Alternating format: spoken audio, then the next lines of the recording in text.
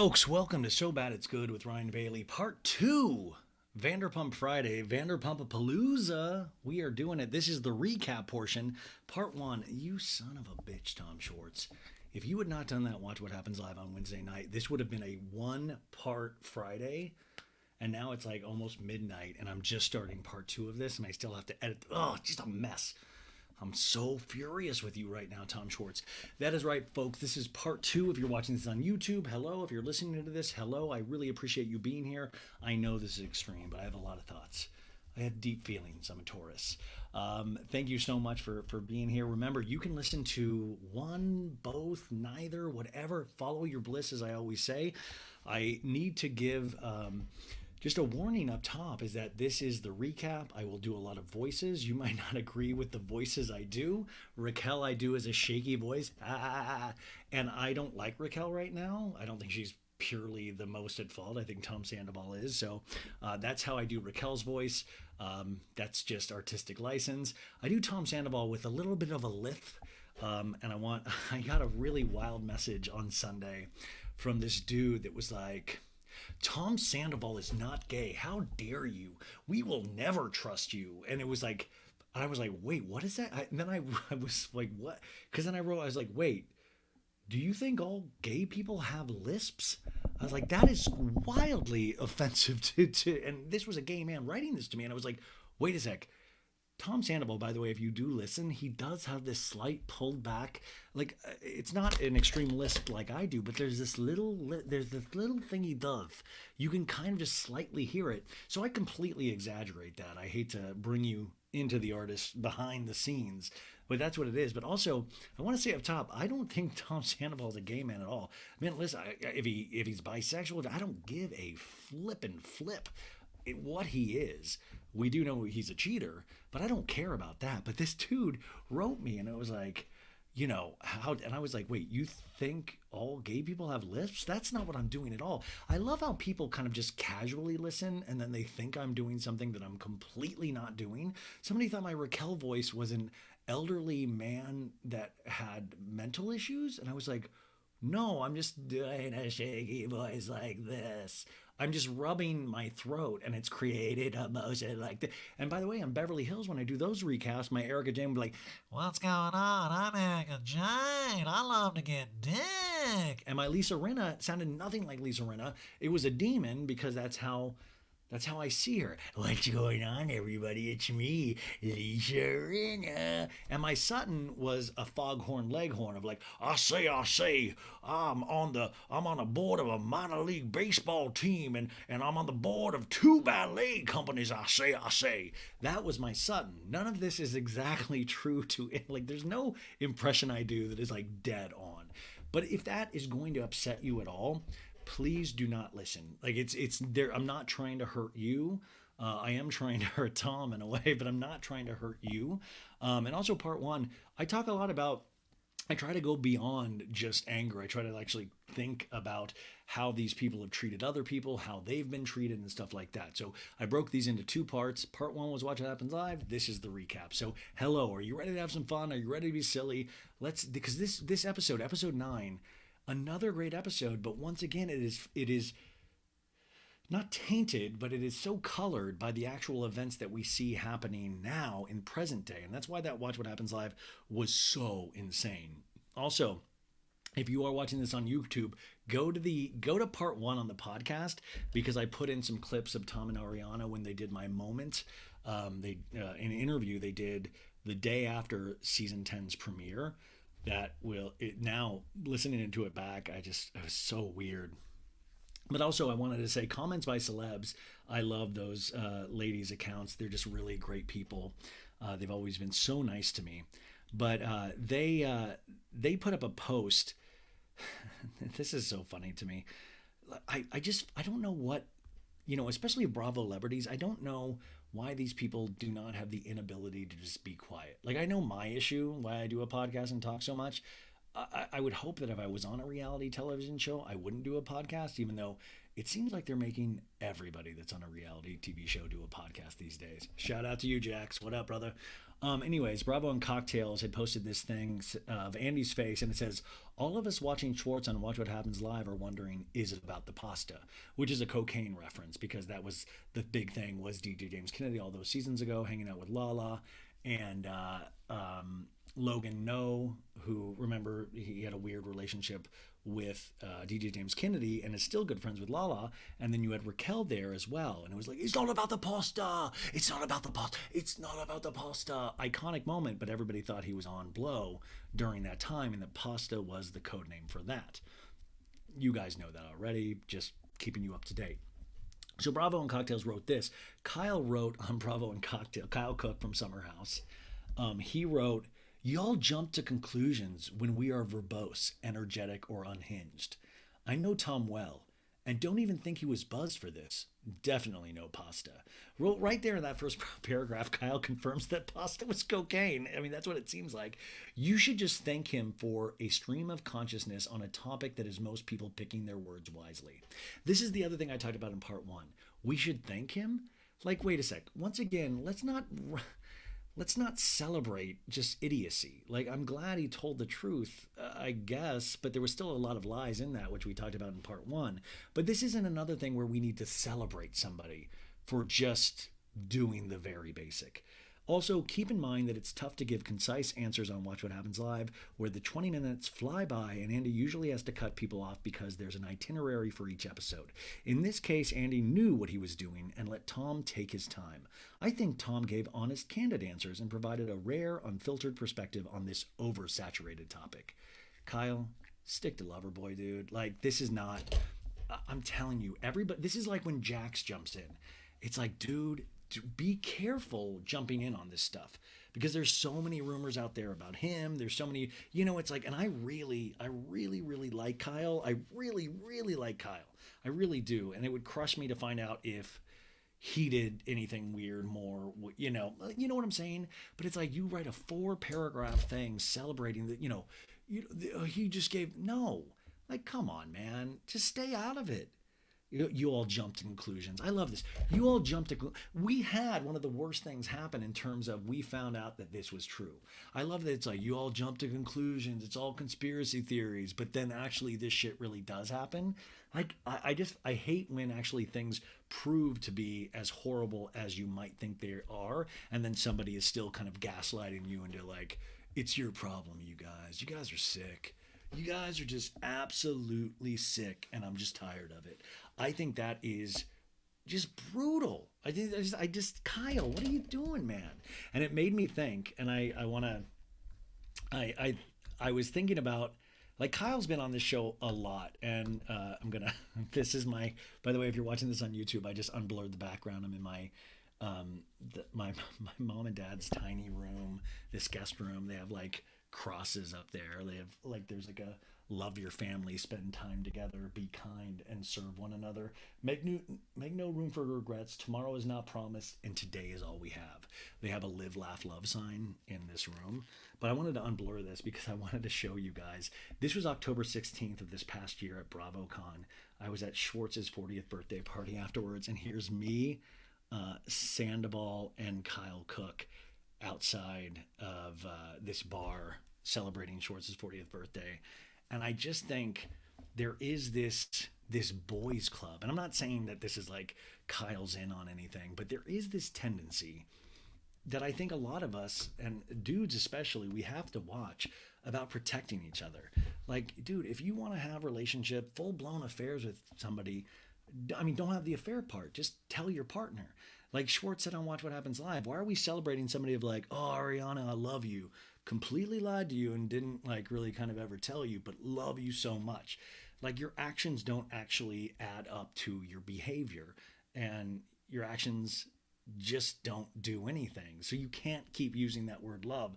But I just thought that was interesting, and I wanted to start off the show because I just saw that when I was wrapping up part 1, and I was like, oh God, I gotta say this. Anyways, this episode of Vanderpump Rules, season 10, episode 9, it is called Forbidden Fruit. Now, if I was a betting man, I would say, hey, oh my God, do they have like a fruit eating competition in this? What is forbidden fruit? And then I was like, oh, is Raquel forbidden fruit? Is that forbidden fruit? And then in the context of this, you realize Schwartz is thinking Raquel is his forbidden fruit. But then it takes on a double meaning with now is that we know that Sandoval was addicted to heroin. I mean, Raquel, and Raquel is Sandoval's hidden fruit because what I told you in part 1, that they had already slept together on a one-night stand at this point in August. Scheana's wedding was at the end of August. Boys' night was a couple weeks before. So we know that Sandoval had a one-night stand with Raquel by this point, and Schwartz confirmed that on Watch What Happens Live. Ding, ding, ding, ding. The cable company gives us this description, and I want to thank really quick Juliana Carrazza, who takes the best detailed notes. And I'm sorry, I have a couple people to think about Ultimate Girls Trip notes, which I'm going to be doing next week. Don't worry, I'm getting to it. There's been a lot of family stuff, and I'm just so sorry. There's so much I want to talk about, and I love doing this so much. It is my escape from everything that's happening right now, and I'll get to that. So Juliana Carrazza, thank you so much for doing these notes today. Also, if you like all the hard work that goes into this, please consider subscribing on YouTube or joining the Patreon, patreon.com/so bad it's good. We did an hour and a half Summer House recap this week of this past week's episode, and leave a 5-star review on Apple Podcasts and Spotify. Okay, so the cable company gives us this description. Katie and Schwartz celebrate a milestone in their breakup with an extravagant dinner that quickly goes south. Oh, guys, it goes real south. And I love that celebrate a milestone. Like, it's so... It just... Man, once again, I think... Who was it? Somebody told me this week... Oh, Mary Payne from Pink Shade. I was on her podcast on Thursday's episode talking about Girls Trip, but then we started talking about Vanderpump Rules at the end, and she was telling me that Stassi Schroeder, she has a podcast, and Stassi did an episode on Vanderpump Rules and this whole thing where Stassi said, these people are all just toxic, is that it took her getting off a reality show. You can think whatever you want about Stassi. I'm just saying what I heard from Mary Payne, that it took her getting off a reality show to realize that just people don't normally just cheat on each other all the time. They normally don't behave like reality stars do, but it took her getting off the show. So in a sense, it was good that she got fired. So anyways, the description goes on. Scheana erupts on Lala for skipping wedding events to avoid Raquel. What if we called her just a Raquel? Oh, my Raquel. Oh, I just took a huge Raquel. Something I ate tonight has given me the Raquels. Scheana erupts on Lala for skipping wedding events to avoid Raquel. That's what's so funny is that knowing all this stuff now, you look at all this stuff and you're like, it just colors everything. James must atone for his behavior when his temper gets the best for him. You could literally use that description for DJ James Kennedy on any episode. Previously on Vanderpump Rules, and we see everybody traveling for Scheana and Brock's wedding to the Dreams Natura Resort in Cancun. Lala and Katie are disgruntled because their rooms are so far away from each other at the resort. What I want to know now, how is Katie and Lala's relationship? Because they're really close this season, and I think there was something that potentially happened, or I heard. I think they're probably back, and a lot of things have changed because of Sandoval, but I'm curious where their relationship is now. Scheana in a talking head we see says, I had Katie move to another tower and X'd off the preferred club list. Scheana's like little evil laugh. Schwartz at Scheana's engagement party at Lisa's Villa Rosa. Oh, my house looks great with LVP tattooed on it. And Raquel's like, I'm sure it does. And he's like, I'll show you in Mexico. And DJ James Kennedy overhears their conversation. And remember, that's like last week when he was fat shaming again. He was like, he was like, how dare you, DJ? How dare you, Schwartz? You're big. Why don't you get on a treadmill, you fat fuck? And then we go to a clip where Brock is like, do we get to keep you all of our trip? Because obviously you and Raquel. He's talking about to Lala. And Lala's like, anything where there's a larger group of people, like the boat, I'll be there. This is another weird thing. Like Lala's, once again, like in retrospect now, Lala called it right in not liking Raquel. Also, Katie called it right in not liking Raquel. Now I'm really just saying Raquel all the time. Katie liked it all the time. Katie was right not liking Rachel, but Raquel was trying to make out with her ex-husband. So of course you would, but Lala is really locked out, like I always say. But this is another thing where it's like, really, Lala? You couldn't do some of these events because Raquel just turned your stomach. Like you really, like it really bothered Lala, which is shows you like, Lala, is a verbal assassin, but she really is so soft in a lot of ways. And I don't mean soft negatively, but she's very sensitive, and I'm very sensitive too. But I also don't like try to like go yo I'm going to annihilate you, and also little Lala, what's up? It's me, little Lala, Lala's VJ. Wee. Okay, and then we see last episode, James's dad Andros is like, obviously you see Raquel, right? So what's that about then? And James is like, I was here before her. She doesn't deserve to work at Sir. I do. And in the talking head, he's like, I feel like the whole friend group is backing me up towards a cliff, and Raquel's just taking up all that space. Now, they go to Mexico. They have the first dinner where we ended last week's episode, and Ariana, talking to a drunk DJ James Kennedy, who actually body-checked some stranger friend of Brock's, Ariana's like, don't hit somebody like that, okay? I don't like it. And James is like, he hit me first. James literally is a preschooler. He's like, he stole my lunch. He stole my lunch, and I'm not going to take it. I'm going to go cry. And Ariana's like, I don't like him doing it. I don't like you doing it. And this is why I'm saying, like, Ariana, like, she does stand up for herself. So this bullshit, like I said in part one of Sandoval putting this rumor out there that they were already broken up, according to Schwartz on Watch What Happens Live, that's what he was told, is bullshit. Ariana does face things head on. This week they skipped the song because there's just too much good stuff, but you know how the song goes. These are one of the best days of our lives. These are not the best days of our lives. These are not the best day of their lives. These are not the best days of our lives. So just no wonder they didn't play the song this week. We pick up the Il Patio restaurant after Allie walked away, because Allie is DJ James Kennedy's new arm candy that it's the love of my life. She's so statuesque and beautiful. I like petting her clavicle. And Kristina Kelly, who's there with Katie, is like, is she okay? Is she upset? And James is like, no, probably is upset. Yeah. She's not used to this confrontation. She's not used to all this. And Sandoval's like, sometimes real power is having the power to do something and not doing it. And I was like, holy shit. My mind is blown.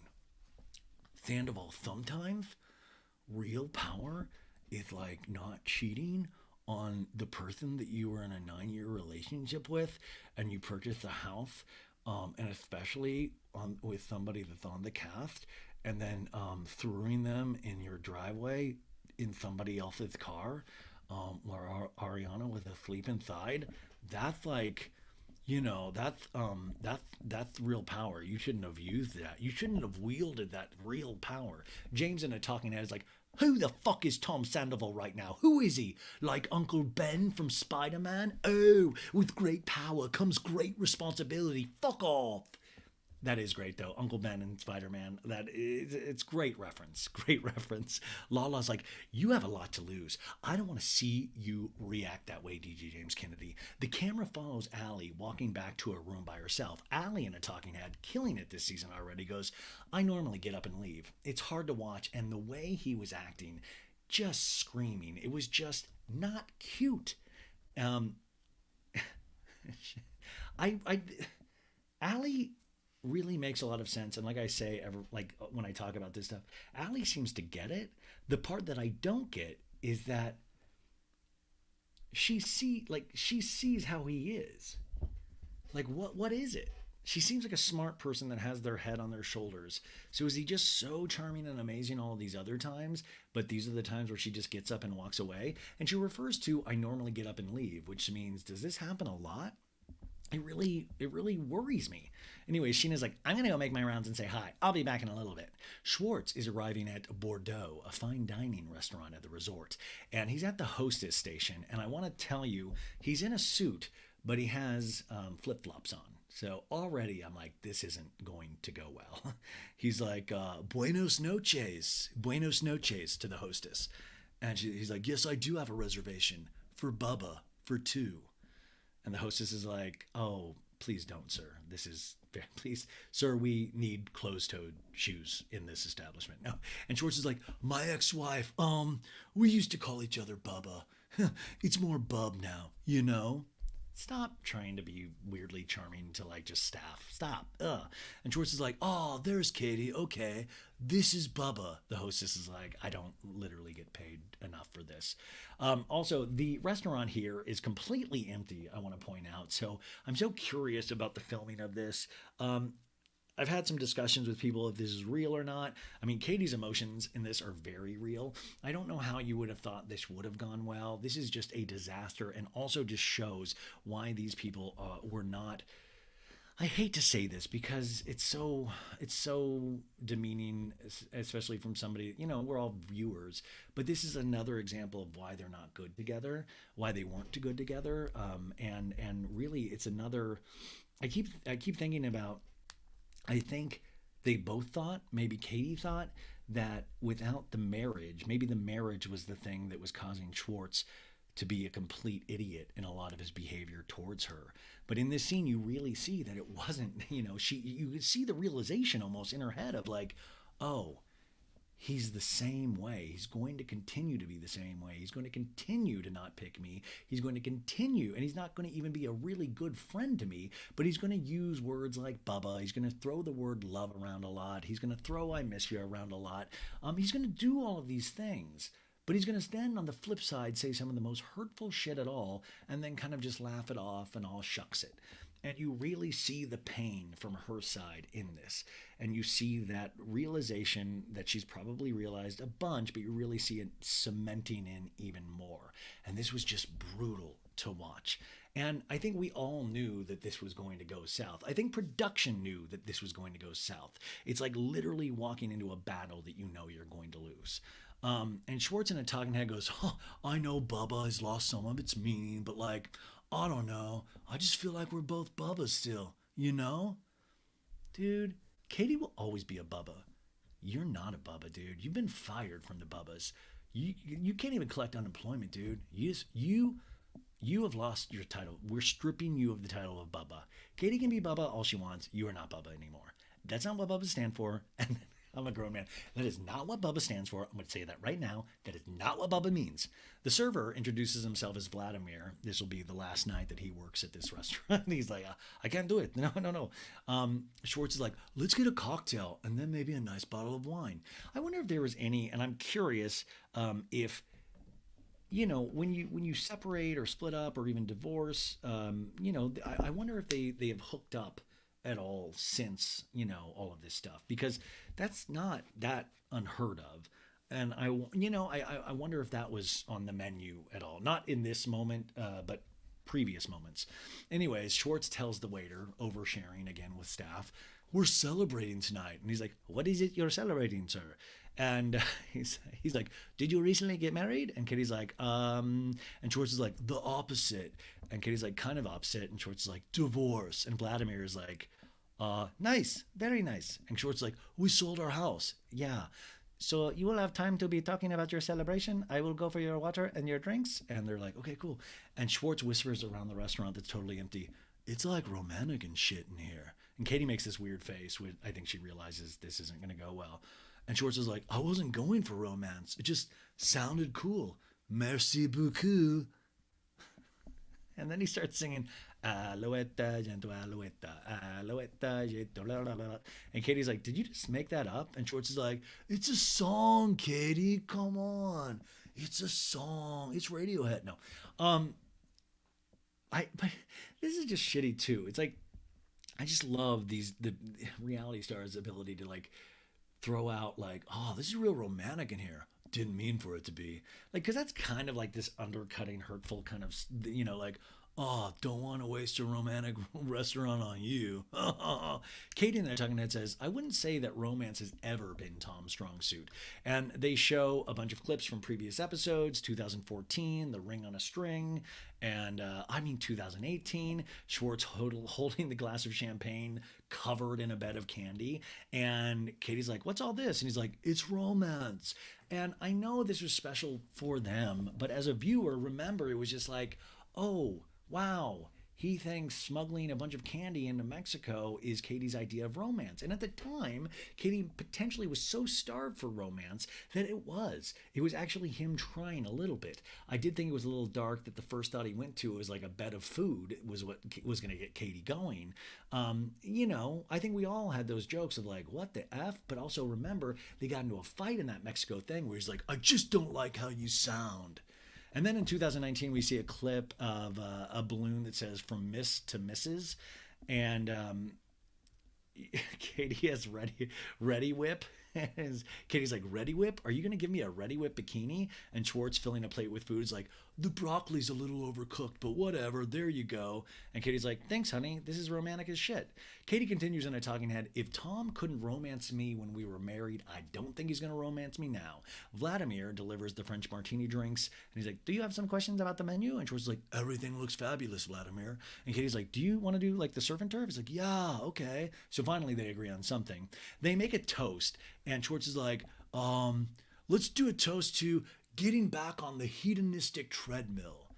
Schwartz always thinks he's like some kind of it's like this it's like a cross between Anthony Bourdain and Shep from Southern Charm, where they always try to like try to exhibit Anthony Bourdain mixed with Jack Kerouac tendencies, like the hedonistic treadmill. Like those words sound cool together kind of, but then you look a little deeper and you're like, you're just trying to sound cool. It's just weird. And Katie's like, the what? And Schwartz is laughing at himself. Oh, you never heard about that? And Katie's like, let's make it a little better than that. How about to closing our house as bittersweet as that is? And then Schwartz literally he's like, oh, hold on a sec. Oh, my pants are literally so tight, I can't even have my phone in there. Katie once again making this confused face, like, he's like, go on, I'm sorry. And Katie's like, to closing our house, to all the memories, and to us. And Schwartz is like, and to us maintaining a good friendship. And Schwartz is like, and I gotta say, this suit is killing me. It should be illegal to wear a suit on vacation. He takes off the suit jacket. He's like, this used to fit me like a glove. I don't even know where my dick is. Which I thought Katie should have been like, I never knew where your dick was, to be honest. It didn't work also. Schwartz is like, oh man, it fit me perfectly. Vladimir interrupts them with some bread, and Schwartz is like, thank you, Vladimir, appreciate it. I could cut my butter with a knife and fork. Katie, at this point, you can just gives up. She's like, okay, well, okay.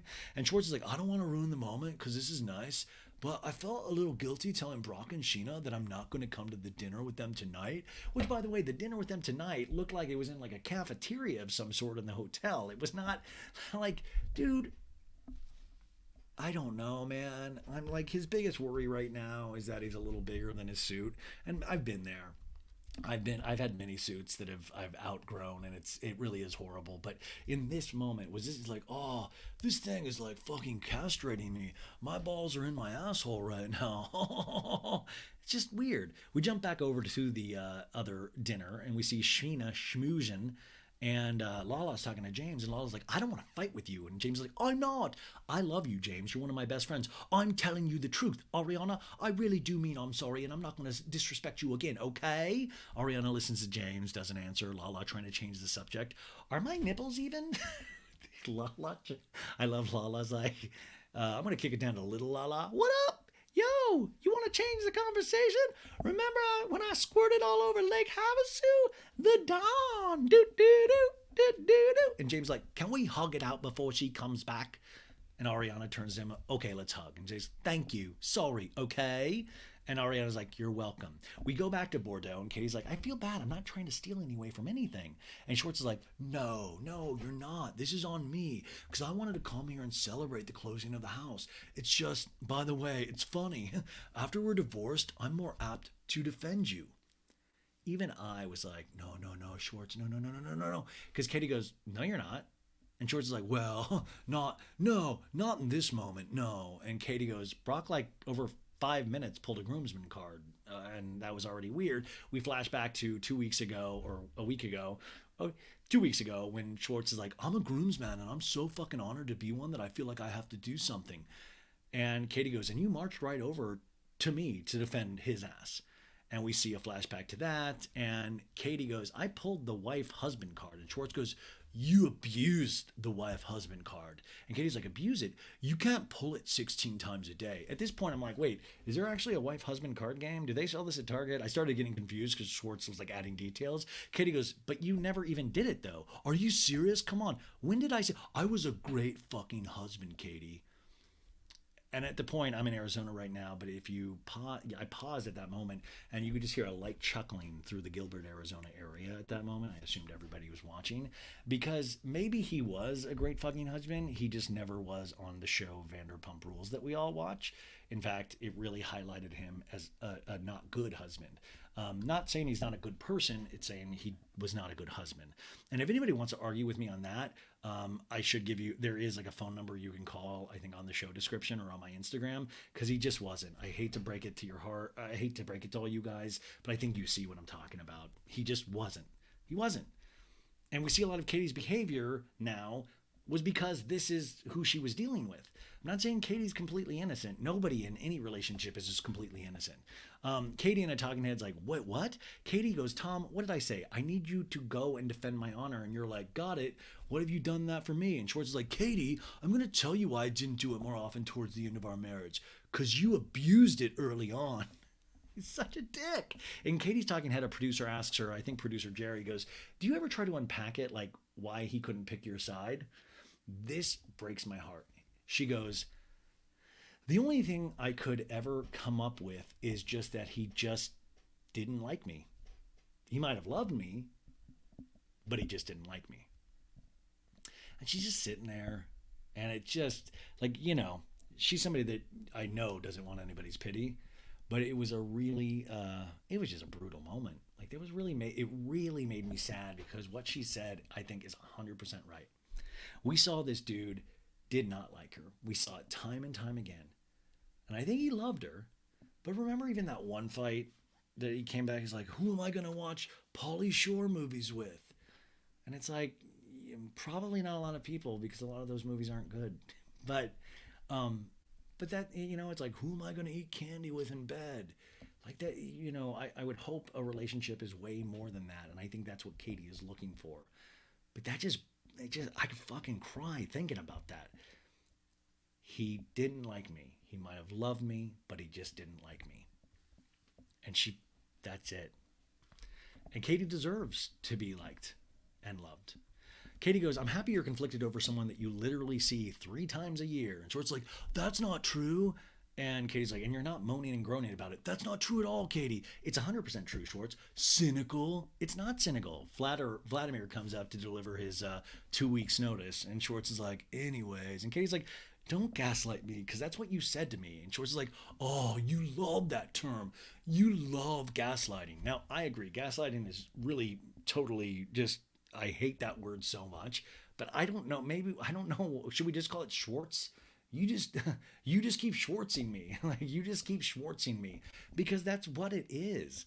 Like, he literally just reinforces the thing that she is a horrible person, and that is why he is bad to her. That's why other people are bad to her. And it's sad. Like, that's why they don't belong together. Because Schwartz, go chase your bliss somewhere else where you don't have to act like a complete dickhead and take down somebody that, you know, time and time again. Your time is done. Stop tearing each other down at all. Like, it just really was sad. Schwartz is like, oh, your favorite term. I watch you gaslight people on a regular basis. And Katie's like, well, that's what you said to me. The conversation that we had after he asked you to be a groomsman. And she's like, it's weird. You said, it's weird because I like him, but I don't know him that well. But when he hits me up, I'm having him. Talking about Brock. And Schwartz is like, it's better that we don't talk that much, Katie. And Katie's like, better that we don't talk that much? No. And Katie's like, so you don't want, it's better to not be friends in this moment, in this time. And Katie's like, so where do we go from here? Katie, so let me qualify it, Schwartz. We're not going to be friends anymore? Katie, don't. I love this, like, Katie, don't. What, you said some really cruel shit right now. She's calling you out in something very specific. She's very specifically asking you something. No, Katie, why are you doing this right now? And Katie's like, so you want to be friends with Brock, but not friends with me? No more ultimatums, Katie.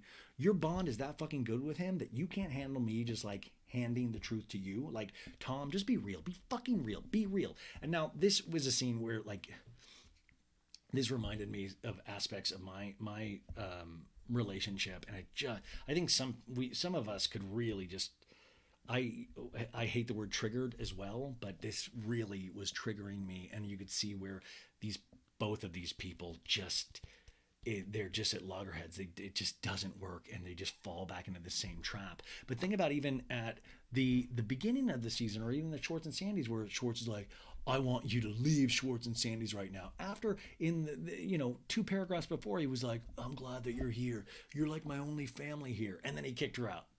And Schwartz is like, "I don't argue for no reason with other people." And Katie's like, "Be real. It's such a weird thing, Katie." It would have been great if Katie was like, "Be real." And then they flipped out their phone and went to the social media app and like, click.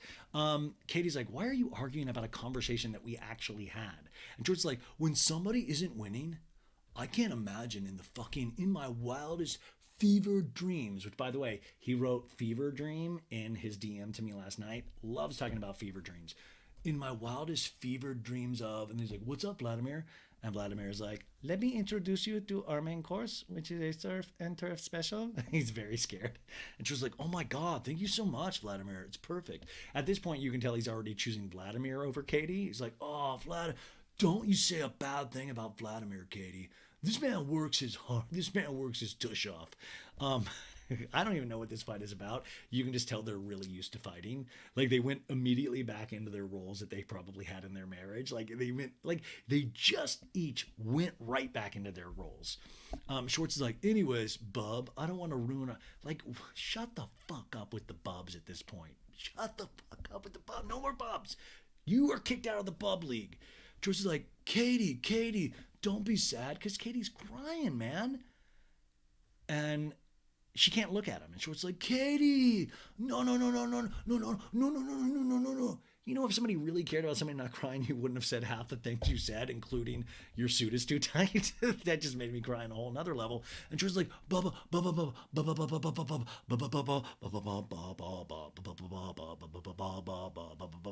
"My name is Schwartz, and I take my foot in my mouth all the time, and I lie for my friend Sandoval, and I don't like my ex-wife, but I'm gonna try to keep her in my life, gonna try to make her feel like my best friend, but I think she's a pain in the ass, and I tell my other old friends she sucks, and I try to make her feel bad, but then I say Katie says very painfully, "I'm such a loser." Katie goes, "All these people surrounding you, being great friends to you, and they've just been awful to me." And I know some of you are saying, like, why was Katie at that wedding then? Once again, guys, they're on a show called Vanderpump Rules. They plan to film Katie at that. Real relationships, sometimes staged set pieces. Schwartz goes, "There's only 2 people who have been awful to you." And the reaction, and Katie's like, "Raquel and Scheana. They never said," "I don't want to hear anymore. Just save it." Schwartz continues to speak, and she's like, Save it. I don't want to hear it." And then Schwartz goes, "You were a provocateur." And Katie's like, "Save it. What?" "Sorry, you were provocateur for a lot of that stuff." Katie stares at him. "All right." And she gets up from the table. Katie, blah, blah, blah, blah. "No, but you were for some of it." "I was absolutely not, Schwartz." Schwartz, taking a drink from his wine, mutters, "Oh my God, Katie. Okay, goodbye." "Oh my God." Vladimir comes up. "Sir, should I take the plate away?" And Schwartz lies, goes, "I think she had to go take a shit." He says, "I think she has to go to the bathroom." He mutters to himself, he's like, "I'm finishing my steak. This was a bad idea." We all knew that already. Like, Schwartz is like, "This was a bad..." Yeah, man, we all knew. That was a horrible idea. And I just thought in that moment, and we always put our own feelings onto characters or our pets. We always like, my dog loves me. Like, that was when I split up with my ex. I just remember thinking, "Oh, I'm breaking my dog's heart." And that might be true to a degree, but they're not like as thought out as we are. But we put these feelings on people. And in that moment, I just was trying to think of like what Katie could possibly be thinking. And I was like, oh man, like is this just another time where this just broke her? But I think at this point she was like starting to catch on to things, and it was just like another notch in the belt, and the belt being just horrible things that have happened to her. Once again, I'm not saying Katie's completely innocent, but it's like, come on, you guys. Are you seeing the behavior here? But I know Kristina Kelly's there, but also, I don't know. I'd be curious what Katie's state of mind was right in this moment. Because also then she has to get mic'd, like somebody has to take her mic, even though she goes up to her hotel room, so maybe they left her mic. I just wonder so much about this stuff because she does leave camera frame, goes up to her hotel room, but you do have to check out with production. Production is a very real thing. There are PAs there, production assistants going, Katie, we need to get your mic. Can we get your mic off you right now? Or like, do they have her turn it off? Because, like these things, they might be looking for a hot mic moment. They're like, I'm just so curious about stuff like this. Vladimir's so poor Vladimir. Anyways, we go back to the other restaurant and James is like, guys, when Ali comes back, act like I know this is not new for us and we're used to living in intense situations as a group, right? But she's not. And I know you don't give a flying fuck. And Lala's like, I'm listening. Allie's walking back into the restaurant with Brock. And James is like, I mean, Lala, you don't really care. And I still love you. Allie sits back down next to James. And Brock off at another table with his friends like, woohoo, I'm Brock. And Allie's like, hi, are we safe? And James is like, yes. And Kristina's like, do you want another drink? And Ariana's like, yeah, let's go drink. And Lala's like, we're going to get drinks. Scheana stops by their table and says to Allie, tomorrow, we're going to take the catamaran out for a little bachelor party if you want to come, a little bachelorette party. And James is like, Lala, are you going out on the catamaran? And she's like, I haven't decided yet. I was going to see how tonight goes. Raquel, sitting 2 chairs away, hears her see that. And we see that on her face, old Raquel. And James to Sheena's like, I heard Lala doesn't want to go. Like throwing Lala under the bus. And Lala's like, I don't know if I'll be going. And she's like, what the fuck, dude? It's a group event. There's like 20 people coming, Lala. And Lala's like, I just want to be somewhere where I'm safe. In this moment, we find out that Lala is deathly scared of sharks. Scheana and I talking, it's like, what is Raquel going to do to Lala to make her feel not safe? Well, I mean, she might have stole Randall if Lala was still with her. No, I'm joking. Scheana goes, don't come. I don't care. I don't care. And Sandoval's like, let's go grab some drinks upstairs. There's this place called Desires, which is a horrible club name thinking about Sandoval's like intensity about Raquel. You're my desire. You're my desire, Raquel.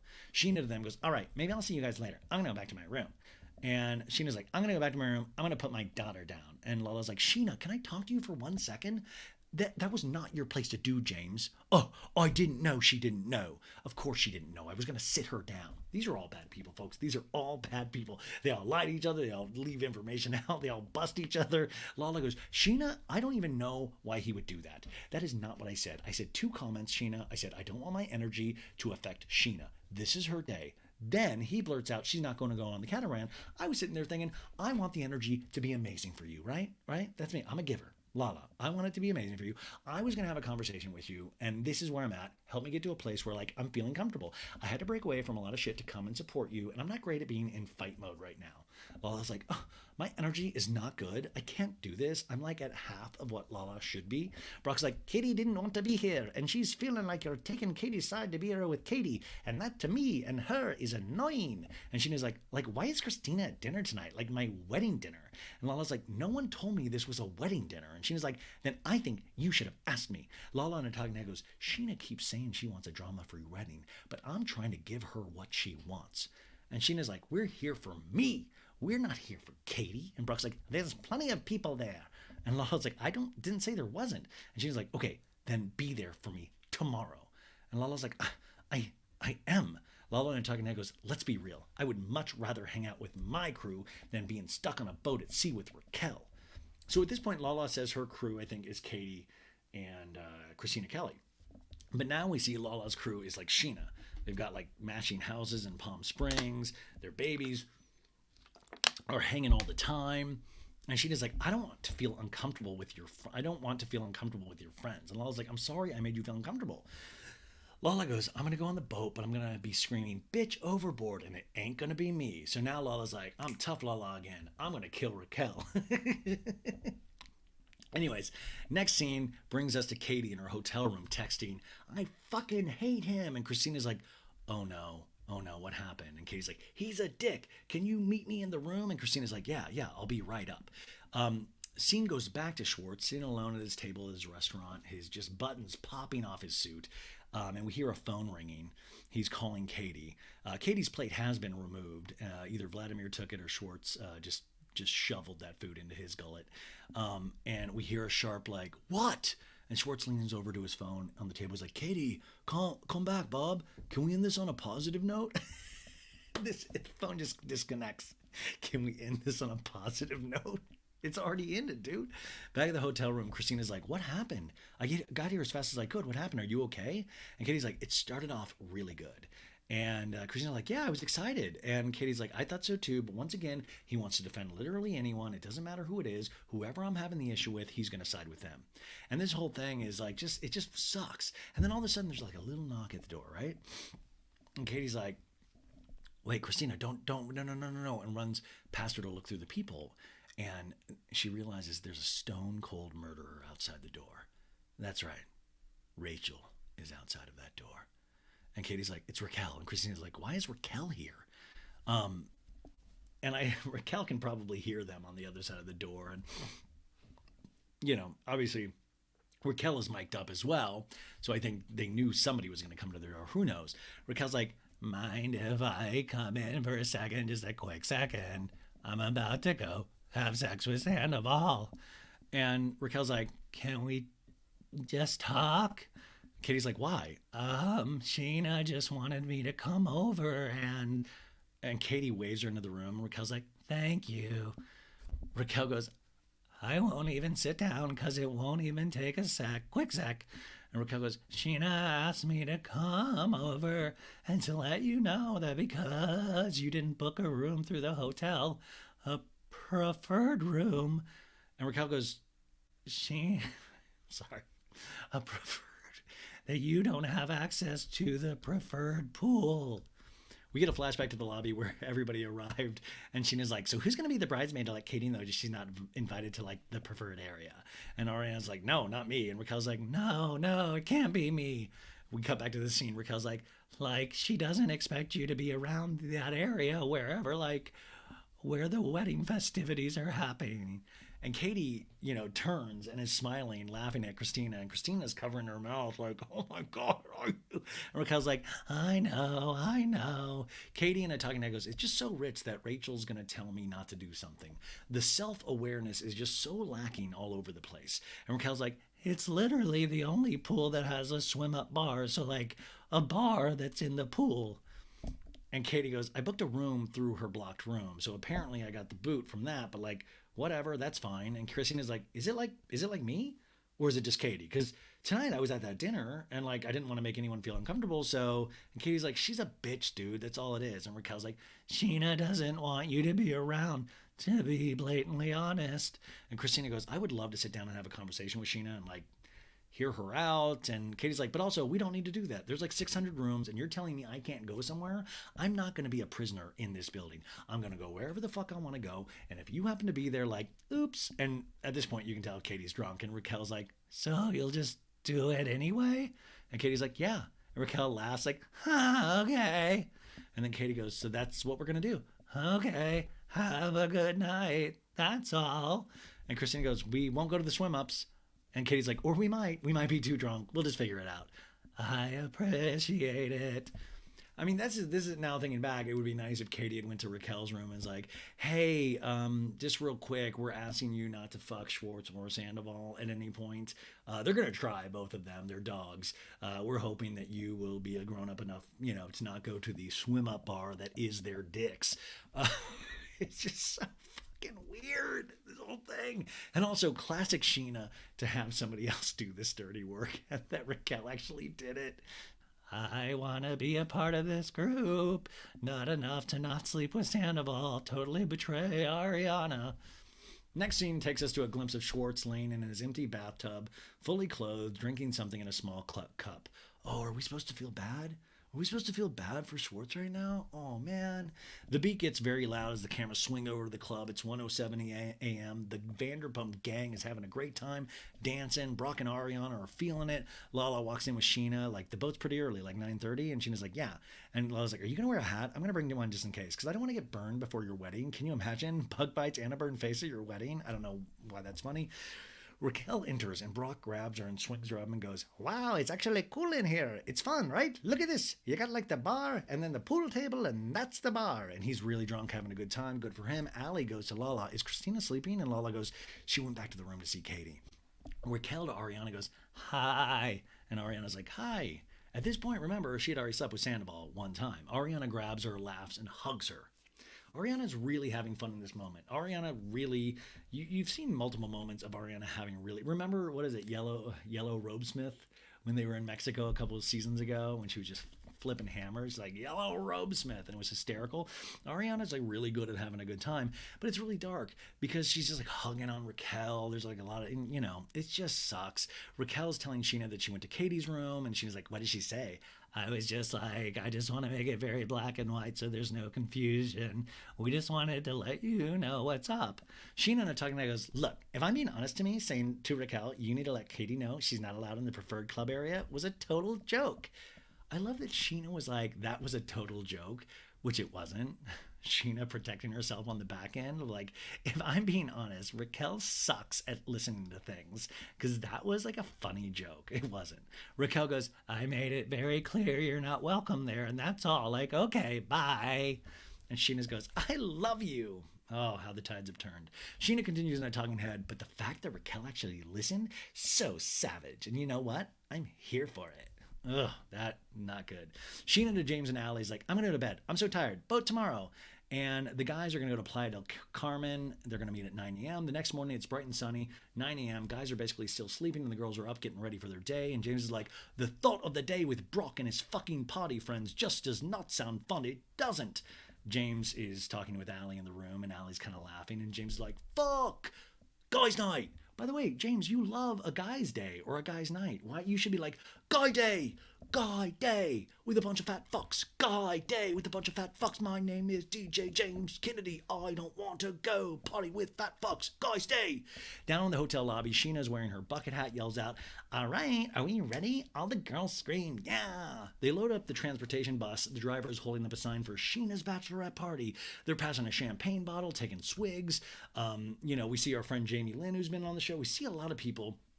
It looks like a lot of fun, actually. And there's a lot of switcheroo scenes. So we go to the Coralina Daylight Club, where all the guys are hooting and hollering and testosterone, and there's girls in bathing suits dancing, a pool toys, lots of booze, and Brock's like, things are setting this up. What a surprise. To his Charlie, his best man. And Schwartz is like, look at those shots. They're huge. And Sandra's like, you excited, man? And Brock's like, I'm excited. I'm lucky to have you guys. And Sandoval's hugging him like, oh, come on. You're a good man. I'm very so optimistic about any relationships ever. And he's like, this is how I feel. Me and her, I can go out and look at the whole world and just do whatever I want to do because I know where I'm coming home. And that's the best feeling. It really is. And Sandoval's like, fuck yeah, dude. Also, Juliana Carrazzo, who took the notes, is pointing out that Sandoval is wearing the ugliest sunglasses. He looks like he's trying to be a Don in the Mafia or just a very old man going through a midlife crisis. I know Brock is not from Ireland. I know he's sorry to all my Australian and New Zealand listeners. I'm sorry, this is how I do your accent. I'm a little tiny leprechaun. My name's Brock. Meanwhile, over at another quieter pool without a swim-up bar, Katie and Kristina are laying in some lounge chairs and they're cheersing each other. And anyways, they're actually in the place that they're not supposed to be in, and they're just relaxing, dipping in the pool. We go back to the girls, and Sheena's like, this is my happy place on the boat, all my favorite people. And Ariana's like, this is a big boat. They all set sail on a boat ride that will be soon known as the Titanic. No, everybody's just having a good time. We cut back and forth. We, at some point, zoom in on Sandoval's Speedo, and it has a picture of Brock in drag right on his junk. And he grabs himself on Brock's face. James in a talking head's like, I consider myself like a man of the world. You know what I mean? I've lived in London. I've lived in Ibiza. I'm very like open how cultures are and like I'm all for it, you know? The camera pans to Schwartz wearing Brock's Speedo on his head as well as under his shorts, and he's like, I'm double dipping. The Schwartz lookalike from Coachella is wearing a pair, Charlie, Brock's best man, wearing a pair. A bunch of the guys are all wearing them, fondling each other's junk and whacking their asses that has Budgie Smuggler written on it, and humping around taking selfies. Amazing. Magical. Juliana lets us know that the budgie smuggler refers to a small Australian parrot, the budgerigger, that wearers appear to be concealing in their swimwear. The swimwear was born in 1959, and when an artist and surfer, Peter Travis, created the relaxed style for a Speedo. Juliana says, I personally have 2 pet budgies, aka parakeets, and if that's what's in front of men's swimwear, it's pretty small. Listen, you learn stuff on this show. It's not just a comedy podcast. We try to impart some knowledge here. James continues in a talking head, but at this part right here, I've never been like the whole like, you know, let's smack each other asses and like, let's take some fucking Viagras and fuck a couple kangaroos here. And James is like, there's no fucking way I'm putting that on. And Schwartz is like, I know. The girls' catamaran is now just calmly resting as they're swimming. We go back to the guys, Kristen and Brock with a gold crown and royal red cape, and he's spraying all the wild budgie smugglers with a major champagne spray gun, and they're chugging Moet champagne down like water. And George is like, I love this place, by the way. We're seeing girls in thongs dancing, playing in the water. Schwartz is looking at a couple of babes, and he's like, I fucking love, oh my God, I'm in love. I think I'm in love. And Sandoval's like, where? Over there. Just kidding. 2 girls are shaking their bare asses. And Sandoval's like, oh shit. And Schwartz is like, no, just kidding. Why does it still feel illegal to check girls out? This is that shit he keeps pulling of like, wait, whatever. Sandoval's like, does it? And Schwartz is like, a little bit. And Sandoval's like, me and Ariana, like, we check girls out all the time. Guys too, whatever. And Schwartz is like, of course. They both do a shot. And Schwartz is like, is that Raquel? And they look again at the 2 girls, and Sandoval's like, no, it looked like Raquel. None of them looked like Raquel. And Sandoval's like, do you wish it was? And he's like, I can't explain it, Tom. And Sandoval's like, no, go ahead. And Schwartz is like, she's beautiful, man. I just can't, I don't know why. And Sandoval's like, I get it, dude. And it's like, this is so gross.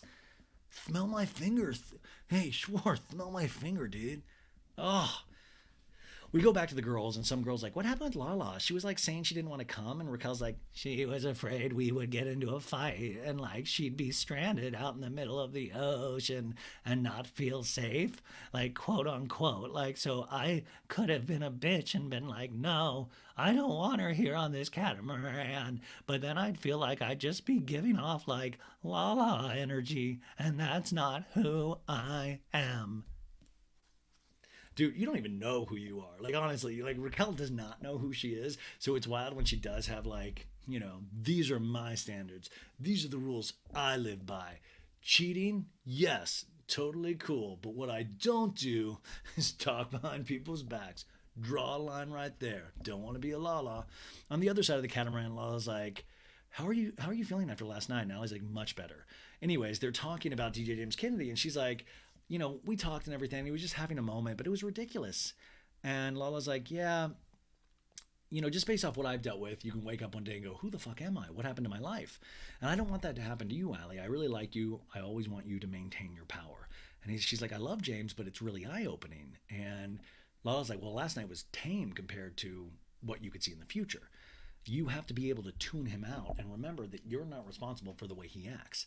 Lala in a talking head goes, you can be the smartest bitch in the world, and when you fall under someone like James, it's almost like you're in this like whirlwind of life. And once you come out of it, you go, how the fuck did that happen to me? Which, by the way, I have a guest coming on this week who's a therapist, and we don't diagnose anybody, but we do talk about characteristics and traits of people that are narcissists and stuff like that. And one of the traits of a narcissist is when you're wrapped up in that, it can be really intense because they are so charming and you literally have the time of your life. It's like nobody else in the world. Anyways, it's a really sweet moment of Lala trying to take care of Allie, and Lala with a shaky voice is like, "I just feel the need to protect you. You have like a heart of gold. I've seen it. I haven't even known you for very long," which is very different than how the relationship she had with Raquel at all. So this is wild. Also, little Lala is like, "I like you too, Allie. Boo boo boo." Lala continues in a talking head, goes, "Look at me. Look at Raquel. When you're in it, all the red flags in the world flying at you, and you are tunnel vision because this person is amazing and creating an illusion." This is wild, though, for Lala to say that she rides for DJ James Kennedy, but says all of this stuff. Anyways, back to the club, and Sandoval's like, in a talking head, "I think Schwartz need to start putting himself out there, you know, like meeting other women. Like, it'll help him get over his marriage faster. Or he could just have a 9-year relationship and just do things with women." It's such a and also, by the way, Sandoval, you know Schwartz had already been out there. Schwartz has already fully been out there. And he's a make-out bandit, and he's fine. Anyways, Sandoval is wrangling Schwartz forcefully over to some girls, and Schwartz is like, "Dude, I love women. I just don't feel... Come on, just say hi, Schwartz. I've never been so scared in my whole life. Aw, shucks." Sandoval to a girl's like, "Hey, this is Schwartz, by the way. Tom Schwartz." And the girl's like, "It's your friend?" "Yes." And Schwartz is like, "Molly?" I don't know what this Molly. Anyways, Schwartz is like, "I like your sunglasses and your eyebrows." Sandoval on the talking head's like, I remember when Schwartz first moved to LA. Yes, he was a little awkward, but he kind of got into a little bit of a stride. And Schwartz is like, "Yeah, I'm reacclimating into society." And, the girl is named Bar. "What?" And Schwartz is like, "I just got divorced. It's a long story. I'm back into society." And the lady's like, "He's back into society." And Sandoval continues in a talking head, "He's been cool at times. I just think he's been out of practice for so long. I don't think he ever thought he had to deal with this again." He's not that out of practice, dude. He wasn't even out that, Schwartz is like, "I don't get out much. Aw, shucks. I was a hermit." And the girl's like, I go to my friend, okay? And Schwartz is like, "I'm deeply in love. I'm going to make out with so many people tonight." We change course and we stop over at Villa Rosa with Lisa and Ken. And, "Pandy, Jason, and our grandson. That's who's coming for dinner tonight." And Ken's like, "Oh, perfect, okay." And Lisa's like, "Scheana just texted me, actually." "Yeah? What'd she say?" "They're all having a blast in Mexico." "Wish I was there. The boys are there, and I know they're probably going to get criticized by Greg because they've gone off and it looks like a vacation, but it's Scheana, and they grew up with Scheana, and they're not going to be sitting while that lot are out there celebrating her wedding." And Ken's like, "No, they gotta go. Greg should understand as well. Didn't you like him when you met him? He's okay. Clearly he doesn't understand who he's in bed with. He really doesn't have a clue, so I think we should meet Greg. They're saying they want to open in 10 days. And Ken's like, "Ho, ho, ho. They don't have the kitchen staff. I think they're weeks away from opening." Lisa in a talking head goes, "The Toms have told me they're going to have this restaurant open by the 31st, but they don't seem to have a plan forward. Well, where's the plan? Where's the way forward? I don't see it." We do flashbacks of Greg. "I want to help them, but I'm not sure that I'll be treading on Greg's toes." Anyways, they're talking about not being a steamroller, and Ken's like, "But what were they thinking in the first place? They never had any experience of opening something like that." "Over the years, Ken, through knowing them, I could have said, 'What were they thinking?' 1,000 times, and guess what? The answer is, I don't know. I don't even think they know, but they need to open it, and I think Greg needs to pull his finger out of his ass and get it done. I really do." This is so dark. I just don't get how you open Tom Tom with them and still say they don't have the experience. A little bit of this then goes on Lisa of like, what the fuck were you doing then? Send them to a boot camp. You put them off into the wild and they just suck at what they do? Like, that just is so shitty to me. And then just to hear, I don't feel bad for those guys a lot right now, but it is one of those things I'd be so livid with.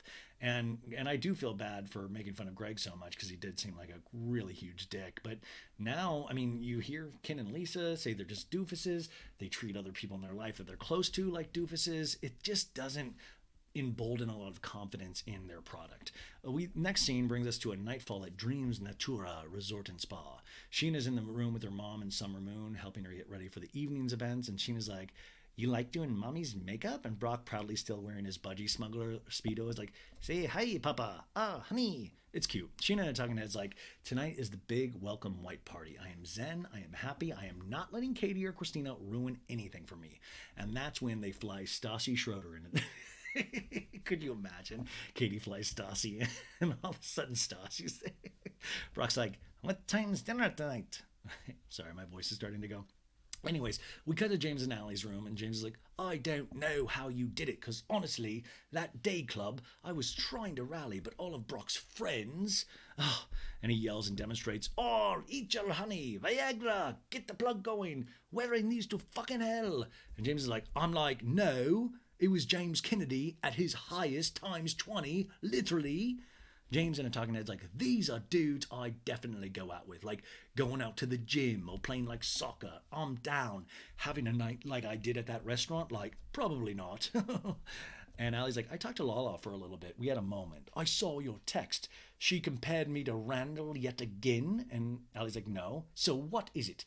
Tell me what she said verbatim." She just sat me down and checked on me after last night." "Oh, she has to check on you?" "No, it was sweet. She has to check on herself. Take a look at her fucking life. I'm DJ James Kennedy. Bam, bam, bam." James in a Talking Head goes, "Look, I don't understand what Lala's doing. Warning Allie about what? She was engaged to a fat man for so fucking long they didn't even see each other anymore." Once again, fucking fat shit. This guy...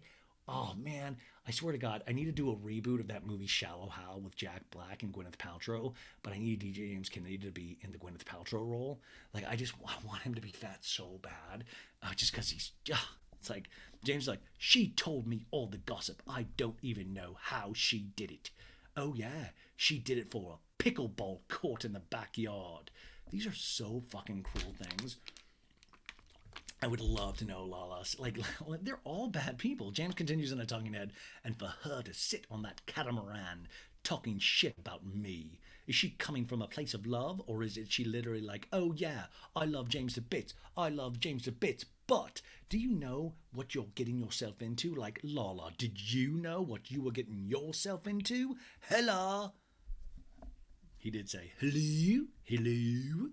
Hello? DJ James Kennedy goes, "I know I've got my issues, Allie, but I've never loved anyone more than I've loved you. I really mean that."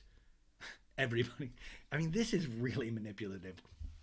"I looked at my diaries, and it turns out I've never loved anyone as much as I've loved you. How does that make you feel? Never leave me. I love you so much. I need you right now." He goes, "You're the light in my life. You're compassionate and so caring towards other people, yet you still have such a spark in your butt. Weird. And I want to suck all of that energy and good stuff out of you until, please, never become fat. I would hate that." It's time for Brock and Scheana's welcome white party. Everyone's arriving, dressed in white. Everybody's mingling. We actually do see Peter. Peter did get an invite, just not a lot of camera time. Peter's like, "What's up, sweetheart? What's up, sweetheart? I'm Peter Madrigal." And DJ James Kennedy goes, "Peter Madrigal." And Peter's like, "I had no idea that Katie was not invited to this soiree." And Schwartz is like, "Oh, she came anyways. She's over there somewhere." We see a sign for a different venue, the Blue Water Grill restaurant. And we see Kristina, Lala, and talking. And Lala and talking goes, "I know that I'm here for Scheana's wedding, but she's got a lot of shit happening." Lala's looking at Kristina and Katie's dresses.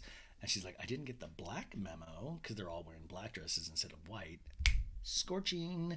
The girls get seated for dinner. Lala continues in a Talking Head. I mean, it's like the catamaran, the spa day, the morning breakfast, the dinner before the dinner, the rehearsal dinner, so we can rehearse for the actual rehearsal dinner. That's a lot of shit.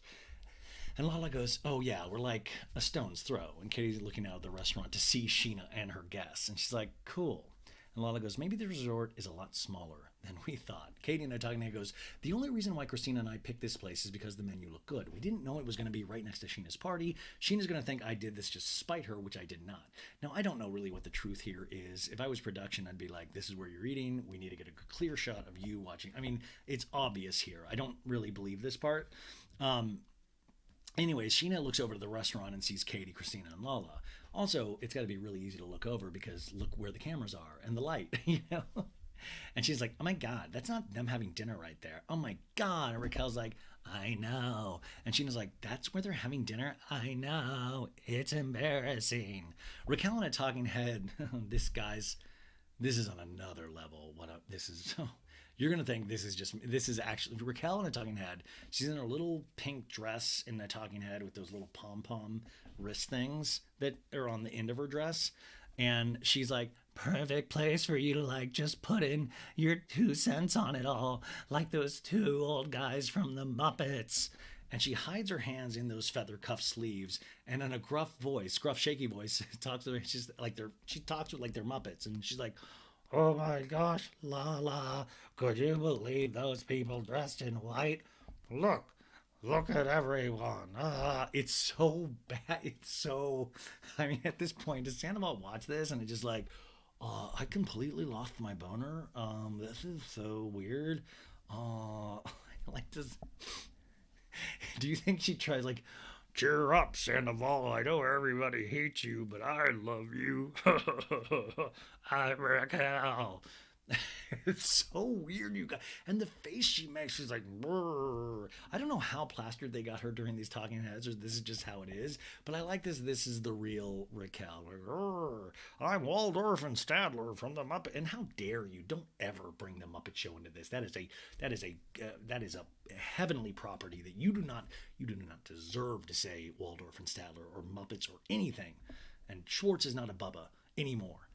Anyways, back to Raquel with her Muppet man. She's like, having fun and being so lovely with each other. And Katie's like, I'm not bringing any bad energy. The only bad energy I'm seeing is your guess. Go back to Muppet Raquel. We hate fun. We hate love. Katie goes, I have the best fucking energy. What are you talking about? People love me. And then Muppet Raquel's like, bah humbug, bah humbug. The faces are so wild. Like, I can't do it justice. It's like my brain exploded into 1,000 pieces when I saw this. I was like, there's no fucking way this is really happening. There's no fucking, is this true? Did she just do? No. Because she had the dab a couple episodes ago, Zwink, where I was like, oh no, she's dabbing. And now this, I was like, oh, like at this point I was wondering, like, does production know and they're just trying to fuck with her and trying to make her look as stupid as possible? Like, I felt she had gotten a lovely edit in this first half of the season. And now it's like either that shine is coming off, or we just are so shadowed by everything that happened with Sandoval. But it is like, it's wild. It's like how I think about Tom Sandoval's band now, where I'm just like, this ain't cool at all. This is very, very weird. Anyways, we see a giant image on screen of James and Allie in each other's arms, kissing and spinning. They're in a 360 photo booth. We see Scheana and Brock's next. Everybody's doing it. And James is like, Scheana, this is so sick. I love to look at myself in 360. We bounce back to the Blue Water Grill. Kristina's like, so I just had a conversation with Scheana. And Lala's like, just now? And Kristina's like, just before dinner. We flash to that conversation 1 hour earlier in Scheana's room, where Scheana's wearing a white hotel bathrobe. And Kristina's like, at the end of the day, you've never really done anything to me. I just want to set that straight because I feel like I never said. And Scheana's like, yeah, I appreciate that. And Kristina's like, and I've never given you a chance. And Scheana's like, I appreciate that. Thank you. And then Kristina's like, so this is like your second quinceañera? No, I'm joking. She didn't say that. And Lala goes, did you know that she went and did that? And Katie kind of rolls her eyes. And Katie in a tugging head goes, she does the same eye roll face and sighs. And Kristina said, I said things in the past that I feel like she's holding against me 7 years ago that I mentioned about her first wedding. And Katie's like, I mean, I feel badly.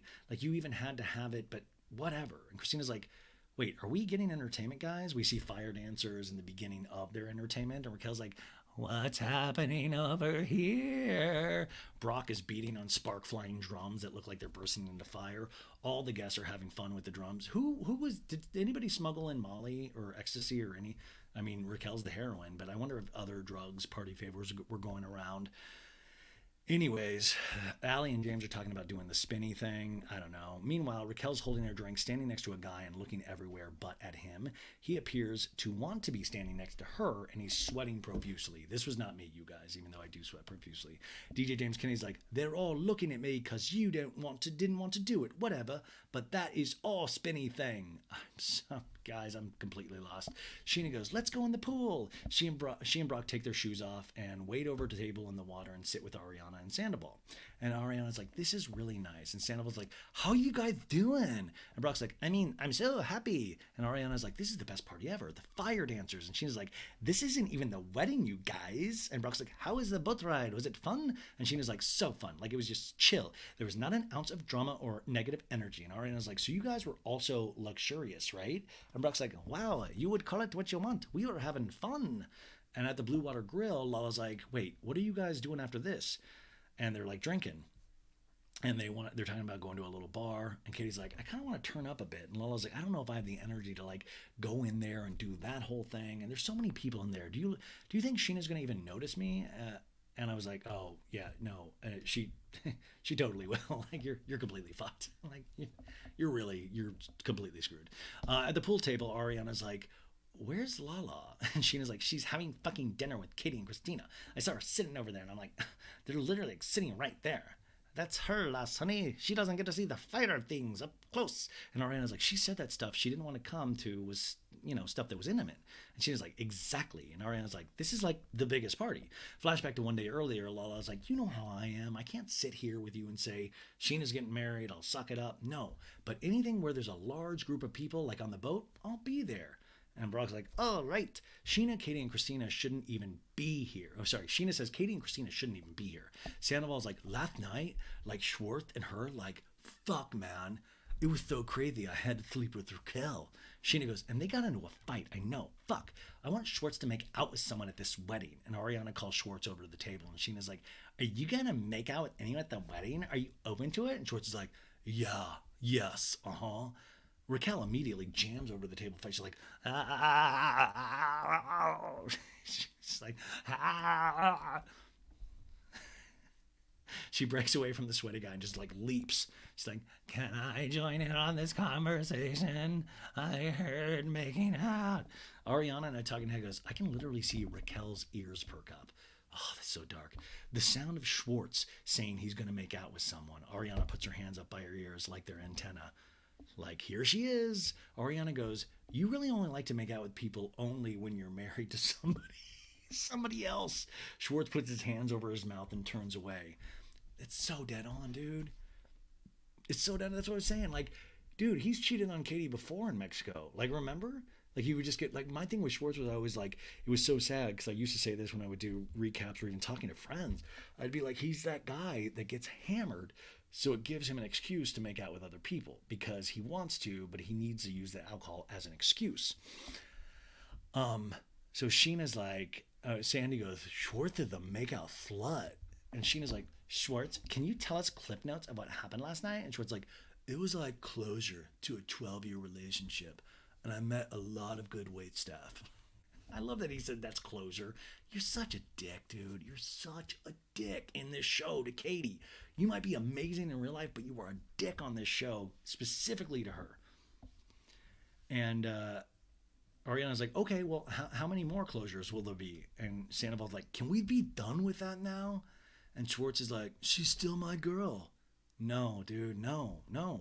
And she's like, she's not your girl anymore, Schwartz. She's not your Bubba anymore. You gotta stop. Scheana's right. Schwartz is like, well, Bub is the platonic version of Bubba. All these rules men make up in our heads. She's like, no, she's not your Bubba. You gotta stop that. And Schwartz in a talking head goes, being single now, I didn't think people would still tell me how to think and feel. But right now, I feel a little attacked. I should go put my dick in something. Sandoval's like, I don't want her coming to any more food tastings or any of that shit. And Schwartz is like, what? I don't want your ex-wife around, dude. And Schwartz pointing to Ariana is like, that's her business partner, Tom. Schwartz should have been like, well, I don't want your long-term girlfriend there anymore. I just want your current girlfriend, Raquel. Anyway, Sandoval goes, no offense to her. I just don't want her around. So Schwartz in a talking head's like, I'm still allowed to care about Katie, even if we're broken up. I just do it 1/10 of the time, 1/10 of every time I should. Sandoval's like, it's distracting, dude. It's distracting.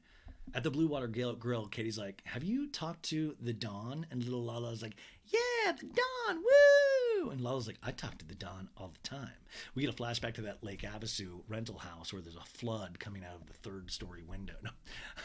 That was such a stupid, the Don. I think that's, the Don is the stupidest storyline of this season. Anyways, Lala goes, he knows that I'm skeptical of people, especially men. I don't know why I even asked this. I was just like, are you like a good dude? And he goes, yeah, why? Did you get my background checked? And I was like, no, I haven't done one yet. Dude, if you're in a conversation with somebody and they're like, did you get my background checked? Not a great guy. I'm just going to like, I've watched so much Love After Lockup. Not good. You know, Lala, not good. I mean, honestly, if somebody goes, are you a good guy? And they're like, did you get my background checked? Did you get my background checked? Also, I love Lala is like, I'm skeptical of most people. I did invite that man in an hour after I met him to a private Airbnb, but usually it's really hard to get around me to break through to this. And little Lala's like, not me, put it in, wee! During this conversation, they show Schwartz sneaking up and hiding behind a tree to spy on them. And Lala's like, but you know what? You know that I do that. Like, I have a lot at stake and things like that. And Schwartz pops out to them and he's like, I don't want to interrupt when you're eating. And Kristina's like, hey, Schwartz. And Schwartz is like, hi, Kristina Kelly. Hi, Lala. Katie's just staring at him with a mouthful of food. And Schwartz to Katie's like, I got to ask you a favor. You guys, earmuffs, earmuffs. And he points to Lala and Kristina. And Lala's like, literally earmuffs? And Kristina's like, you want me to put my hands over my ears? And Katie's like, just ask me. Just ask me. What do you want? I love you. Sorry, Lala goes, I love you, but I'm 31. I'm not earmuffing like I'm 5 years old. And Kristina's like, if you guys want to have a private conversation, Schwartz goes, I'm insecure. God. He goes, I'm insecure about how long my armpit hair is, and Katie used to trim them for me.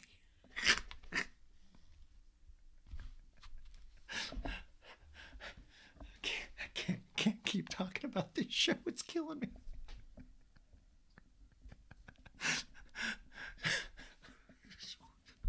Katie used to dread my armpit.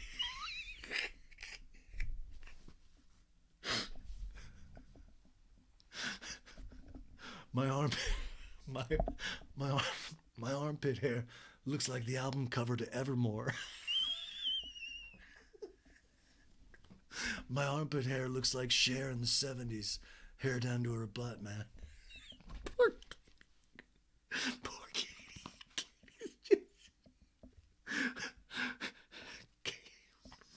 This woman has been to war, man. Katie's braiding.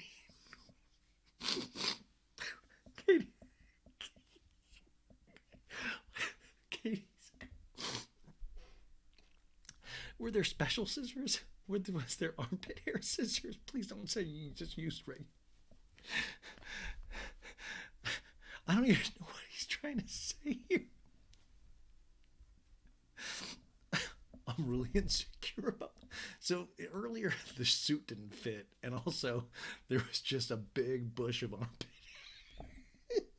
Also at this moment, Schwartz opens his arm and he goes dunk, and it just hits the ground, just a bunch of so stupid.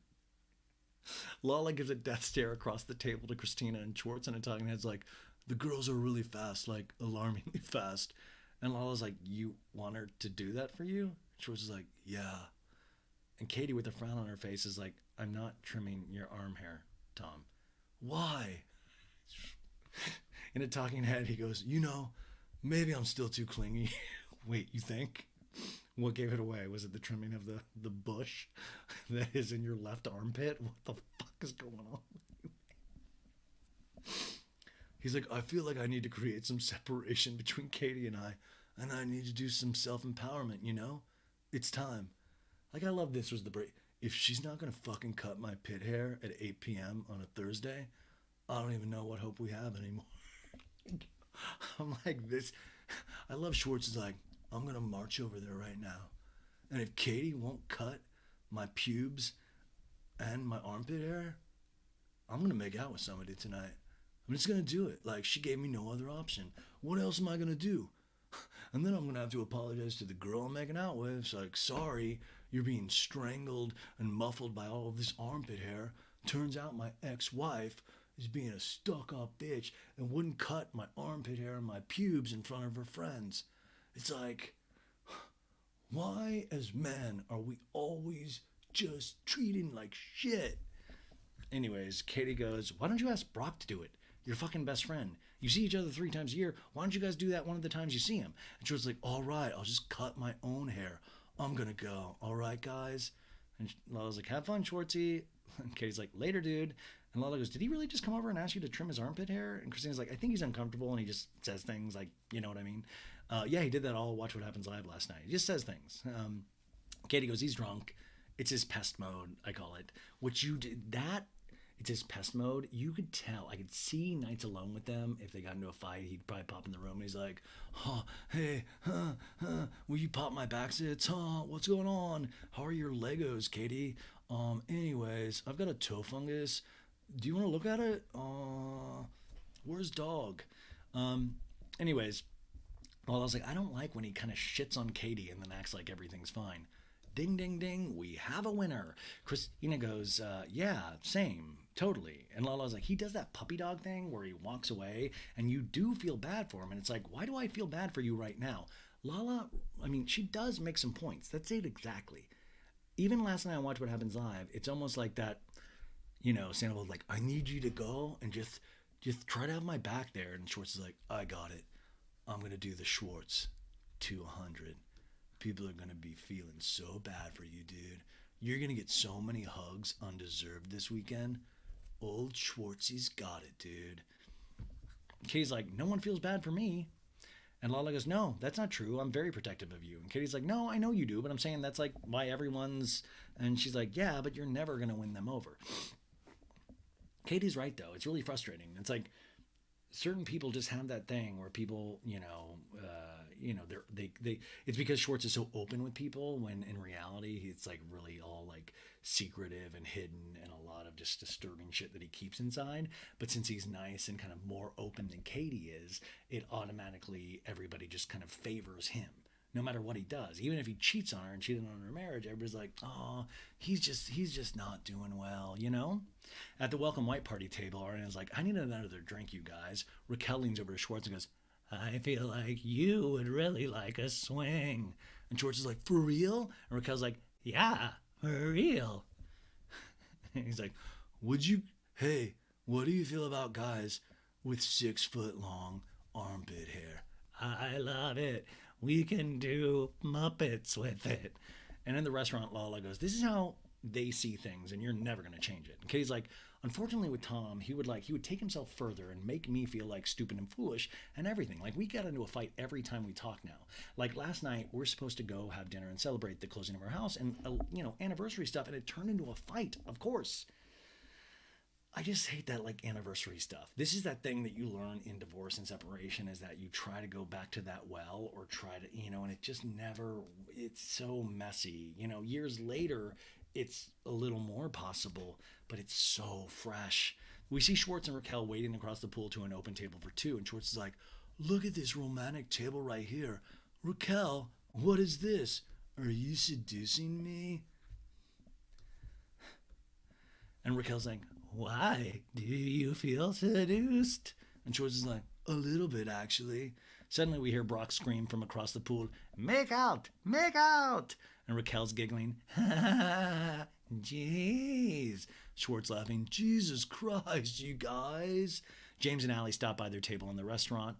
And Lala's like, hi, Allie. And she's like, hi, are you having fun? Allie's like, it's a really cool party. You guys have a great view. And James mocking goes, there's fire dancers and a fountain.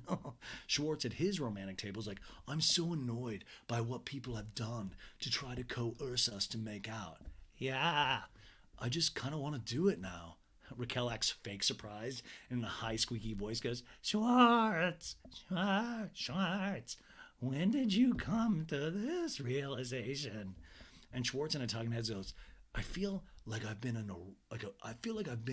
a really good divorcee. I've been super sweet, supportive. This is so wild. Like, this is how he really pictures himself potentially. And it's just, does he watch it back and go, oh shit, man, I was completely wrong about myself. Oh man. Schwartz says, Raquel, you're gorgeous. You're beautiful. It was never even a thing. Katie made it a thing. Now you're forbidden fruit, the title of this episode. Schwartz in a talking head goes, I don't think it's cool she's imposing these semi-arbitrary restrictions on what I can and can't do. That's right, Schwartz. Stick up for yourself when you're about to do the one thing that Katie asked you not to do. Schwartz goes, it was never a thing until they made it a thing. Oh, women. Huh. Raquel goes, they've definitely made it a thing. Like, she made it more of a thing than anything. No, it was your thing, Raquel. You made it a thing. Schwartz made it a thing. Schwartz goes, thank you. And Raquel's like, and now I just, can't stop thinking about it. And Schwartz goes, really? Are you serious? Are you serial? And Raquel in a talking head is like, there's a lot of things that attract me to Schwartz. He's so sweet, kind, love his sense of humor. My attraction for Schwartz definitely outweighs my desire to be friends with Katie. And it's just shitty. This is why she's being crucified by the entire world right now. This kind of thinking. And Schwartz is like, Raquel. And he leans in close, and so does she, for a kiss. And at that moment, we hear someone across the other side of the pool give a long, hard hoot, like, woo! Scheana looks around and sees what she's like. The girls in the restaurant decide to get a drink in one of the bars, and Schwartz and Raquel kiss again. To be continued. You guys, my goodness gracious. What an episode. This is all just too much. My poor heart can't take it. It really, really, really can't take it. This is wild, you guys. Ugh. So wild. So next week's episode is going to be another tragic thing. The only thing I keep thinking is that, okay, so tomorrow, or the day after this, is when Raquel supposedly disappeared for 3 hours and Scheana was looking for him. So this might be the time where her and Sandoval went off and did some more monkey business, which would then make it more than one time, like Schwartz said on Watch What Happens Live.